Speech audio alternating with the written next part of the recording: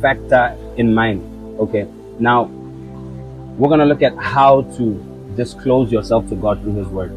And I'd say we begin with two books in the Bible. First being the book of Proverbs, and the second being the book of Ecclesiastes. The Bible says that God gave Solomon wisdom. First Kings chapter 3, that there will be none before him that are like him, and none that are to come after him who are like him. So I believe that the wisdom or the knowledge of what to do in this life, and the different things that happen about, or the different things that happen around the step that we're to take about any decision, I believe that Solomon has something to say. And why the book of Proverbs and then the book of Ecclesiastes? The book of Proverbs, it was written in a time in his life when he was younger. Most scholars say that he started writing it from the time he had his firstborn son, so like around the age of 19.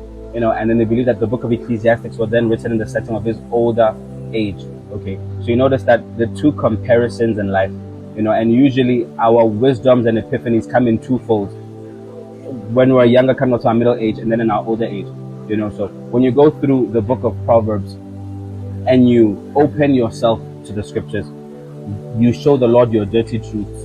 You show the Lord your naked self, and He's able to speak to you back in His Word. It develops a trust in you that, number one, God understands and God knows who I am. And truly, God has an opinion or a word of wisdom for everything that's happening around me. That truly everything is found in the Bible. Okay, then you move on to Ecclesiastes in your older years, or as your epiphany changes, or as your mindset changes, and there's a wisdom there for you, because even the demonic attacks over our lives are in twofold. Paul writes about in 2 Timothy chapter 2 that flee from your youthful lusts, that there's certain desires and therefore demonic influence that are for a youthful group and then for an older group.